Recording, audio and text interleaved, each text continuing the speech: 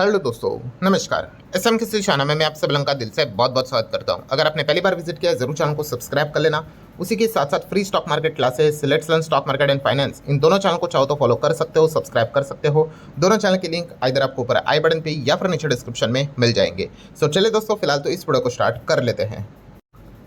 तो ठीक है दोस्तों, अभी हम लोग आ चुके हैं बिल्कुल हमारे नॉर्मल स्क्रीन के ऊपर। सो दोस्तों, आज है 12 तारीख एंड 12 मई की अगर मैं बात करूँ तो संडे के दिन भी मैंने वीडियो बनाया था। आप सभी लोगों को पता ही है कि हर मतलब हफ्ते में कुछ इंपॉर्टेंट इवेंट्स रहते हैं, ठीक है, वो जो ऑलरेडी फिक्स रहते हैं। तो उसमें जैसे मैंने आपको बताया था कि 12 तारीख एक काफ़ी इंपॉर्टेंट रोल प्ले करेगी। क्यों? क्योंकि एक बहुत इंपॉर्टेंट डेटा सामने आने वाला है। और वो डेटा कौन सा है? इन्फ्लेशन का डेटा। और ये डेटा कब आने वाला है ये भी बताया था। हमेशा टाइम फिक्स ही रहता है मार्केट बंद होने के बाद। 3:30 बजे हमारा मार्केट बंद हो जाता है। उसके बाद ये इन्फ्लेशन का डेटा सामने आता है। और किसका डेटा सामने आने वाला है? हमारा भी डेटा सामने आने वाला है और अमेरिका का भी डेटा सामने आने वाला है। अभी मैं वीडियो बना रहा हूँ, तब तक तो अमेरिका का डेटा भी शायद से पीछे यहाँ पे ऑफिशियली पब्लिश यहाँ पे हो जाए, ठीक है। वो बाद में मैं आपके सामने यहाँ पे रख दूंगा। फिलहाल इस वीडियो की अगर बात कर ले तो दोस्तों, हमारा इन्फ्लेशन का डेटा पब्लिश होते हुए देखने को यहाँ पे मिल चुका है। और वही डेटा मैं आपके सामने रखने वाला हूँ। एंड आप सभी लोगों को पता है ये डेटा इंपॉर्टेंट क्यों होता है? बिकॉज हमारी जो सेंट्रल बैंक है, reserve bank of India, RBI decide करता है कि भाई रेट कट करना है कि नहीं करना है, स्टैंड्स क्या रखना है, नहीं रखना है। और भी मल्टीपल फैक्टर्स होते हैं, बट इन्फ्लेशन ये एक बहुत इंपॉर्टेंट रोल प्ले करता है, ठीक है। क्योंकि बेसिक बुकिश नॉलेज की अगर मैं बात कर लूँ, अगर इन्फ्लेशन नीचे नीचे नीचे नीचे जाएगा तो फिर हम यहाँ पे कह सकते हैं कि रेट भी हमें नीचे जाते हुए देखने को मिल सकते हैं। मतलब रेट कट के पॉसिबिलिटीज़ ज़्यादा रहती है। बट वहीं पे अगर इन्फ्लेशन बढ़ने लग गया तो फिर भाई रेट्स भी बढ़ने का खतरा यहाँ पे रहता है। दोनों एक ही डायरेक्शन में चीज़ें जाते हुए देखने को मिल जाती हैं। तो इसीलिए इन्फ्लेशन का डेटा एग्जैक्टली क्या आया है इसके ऊपर हर किसी का फोकस रहता है। बिकॉज आरबीआई एमपीसी की मीटिंग में क्या अनाउंसमेंट करेगा उसका एक अनुमान उसी डेटा के हिसाब से कैलकुलेट किया जाता है। सो चले दोस्तों, न्यूज़ को कवर कर लेते हैं। इंडिया का सीपीआई का डेटा सामने आ चुका है और वो क्या रह चुका है देखिए। प्रीवियसली अगर बात कर ले ये था 3.40% महंगाई, इन्फ्लेशन। इस वक्त अनुमान था ये डेटा आएगा 3.80 और एक्चुअल में कितना आया? एक्चुअल में आया 3.48। सो ओवरऑल अगर हम यहाँ पे देखें तो जो कंपैरिजन होता है वो इसी दो डेटा का होता है। आप इसको स्किप यहाँ पे कर सकते हो। 3.80 का अनुमान था, आया 3.48। तो डेटा अच्छा आया कि बुरा आया? तो डेफिनेटली डेटा अच्छा आया। आई नो काफ़ी लोग कमेंट सेक्शन में पहले ही लिखना स्टार्ट कर दिए होंगे, सर कौन से एंगल से लगता है कि महंगाई 3.5% के आसपास है, ठीक है। अब जो सीपीआई का फॉर्मूला है भाई, जिस हिसाब से बास्केट है और जिस हिसाब से बेस ईयर है, वो फार्मूला के हिसाब से ये चीज़ें कैलकुलेट की जाती है। एंड रिसेंटली भी हम सभी लोगों को पता ही है कि जो बेस ईयर जो है, ठीक है, जो पुराना रहता था आई गेस 2012 या 13 का इस्तेमाल करते थे, वो भी बदला जा चुका है। 2024 का आई गेस बेस ईयर यहाँ पे लिया जा चुका है और वेटेज भी, परसेंटेज भी यहाँ पे चेंज किया जा चुका है। सो जो फॉर्मूला है उस हिसाब से मैं डेटा आपके सामने यहाँ पे रख रहा हूँ, ठीक है। सो ओवरऑल अगर हम लोग यहाँ पे देखें तो इन्फ्लेशन का डेटा 3.5 के आसपास है और अनुमान से भी हमें कम देखने को मिल रहा है। तो डेफिनेटली इस चीज़ को आप ज़रूर अच्छा डेटा यहाँ पे कह सकते हो। प्लस अगर हम यहाँ पे बात कर ले तो कंपैरिजन के हिसाब से पिछले टाइम का भी जो डेटा था, मार्च का डेटा, वो भी 3.48 एक्सपेक्टेड था, आया 3.40। तो ये भी अच्छा था। यहाँ पे 3.80 से 3.48, तो ये भी अच्छा आया है। सो बैक टू बैक 2 बार डेटा हमें अनुमान से कम आते हुए देखने को मिला है, जो कि एक अच्छा साइन ज़रूर होता है। अब दोस्तों इंपॉर्टेंट चीज़ क्या है यहाँ पे, जैसे कि आपको बताइए हम नए फाइनेंशियल ईयर 27 में कदम रख चुके हैं और उसी का ये फर्स्ट मंथ है, अप्रैल मंथ। सो उससे रिलेटेड यहाँ पे फोरकास्टिंग आरबीआई के द्वारा यहाँ पे की जाती है। कब? एमपीसी की मीटिंग में। और एमपीसी ने Q1 का अनुमान हमारे सामने रखा है, वो है 4%। ऑब्वियसली Q1 में 3 मंथ आते हैं, अप्रैल भी आएगा, मई भी आएगा, जून भी आएगा। हमारे पास तो केवल अब अप्रैल का ही डेटा आया है, मई एंड जून का डेटा पेंडिंग है। कॉमन सेंस वाली बात है भाई, मई खत्म होगा तब जून में मई का डेटा आएगा, जून खत्म होगा तो जुलाई में जून का डेटा आ जाएगा।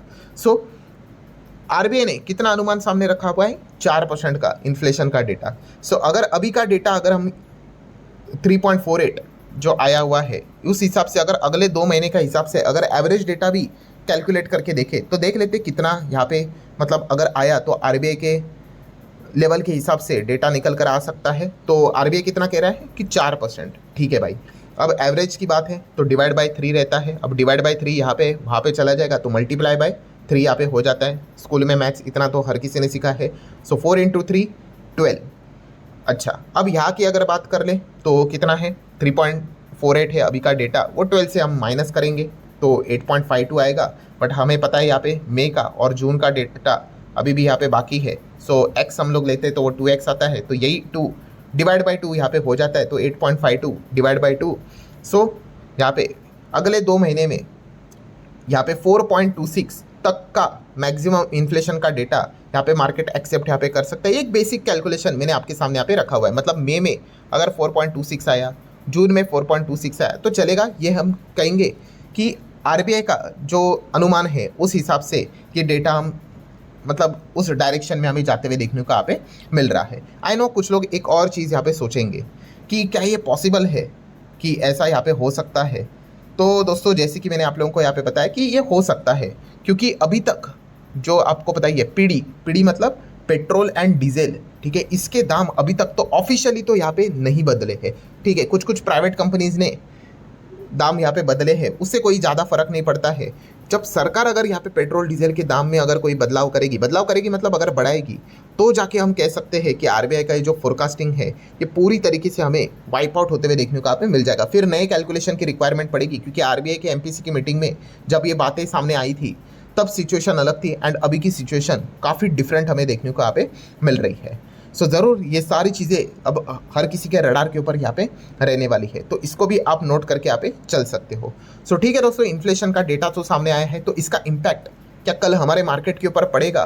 तो जैसे कि अभी मैंने आपको कहा है कि संडे के दिन भी मैंने आप लोगों को बताया था कि एक यहाँ पे प्रॉब्लम है। किस चीज़ का प्रॉब्लम है कि हमारा डेटा तो सामने आया है, अब अमेरिका का भी इन्फ्लेशन का डेटा सामने आएगा और ये तो बहुत बड़े लेवल पे वॉलेटिलिटी मार्केट में क्रिएट करेगा, खुद के भी और दुनिया भर के बाजार में भी।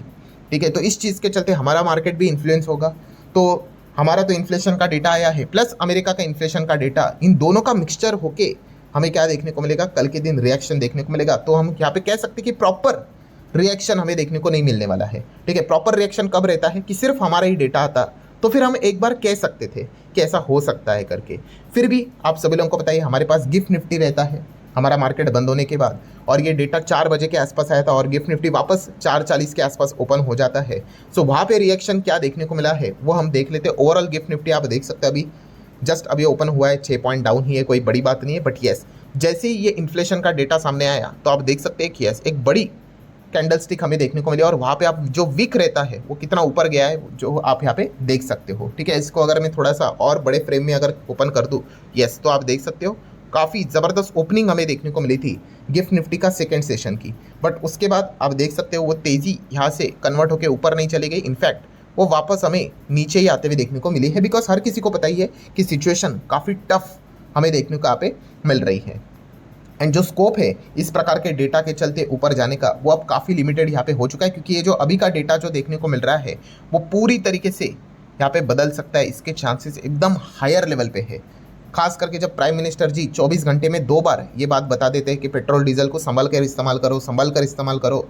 सो ये हिंट दे देता है कि आने वाले समय में शायद से पेट्रोल डीजल के दाम तो यहाँ पे बढ़ने वाले हैं। It's just a matter of time कि ये कब बढ़ने वाले हैं, पर बढ़ेंगे तो ज़रूर। और जैसे ही वो बढ़ेंगे तो सारा जो कैलकुलेशन करके रखा हुआ है वो वही का धरा यहाँ पे रह जाएगा, क्योंकि आरबीआई ने तब प्रेडिक्ट किया था और अभी की सिचुएशन इसमें काफ़ी अंतर हमें नज़र यहाँ पे आ रहा है। सो ओवरऑल कंक्लूजन क्या है दोस्तों, तो कंक्लूजन यही है कि इन्फ्लेशन का जो डेटा सामने आया है कौन सा 3.48, वो ज़रूर हम कहेंगे कि अच्छा है भाई। अनुमान भी कितना था 3.8, उस हिसाब से कम आया तो अच्छा है भाई।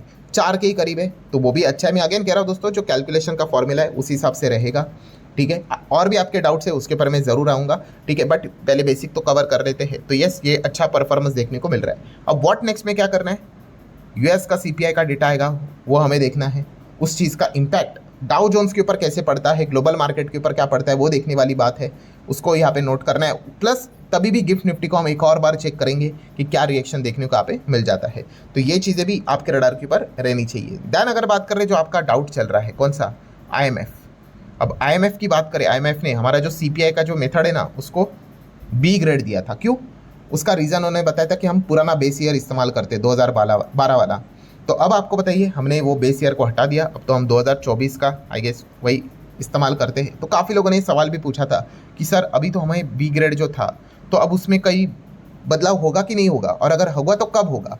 तो दोस्तों मैं आपको बताना चाहूँगा IMF ये अगर बदलाव करेगा, ठीक है, तो वो नवंबर मंथ में यूजुअली करता है, ठीक है। तो नवंबर मंथ तक हमें इंतज़ार करना पड़ेगा, ठीक है। तब जाके पता चलेगा कि हमने जो नया मेथड अपनाया है महंगाई कैलकुलेशन का, कि IMF उसमें कोई अपग्रेडेशन करता है या फिर बी ग्रेड का बी ग्रेड ही रखता है, ठीक है। उनका वो रिमार्क भी आ जाता है कि वो अगर कोई भी ग्रेड अगर देता है तो वो क्यों देता है, ठीक है। तो नवंबर तक का आपको इंतज़ार करना पड़ेगा। इस पॉइंट को आप नोट करके यहाँ पे चल सकते हो।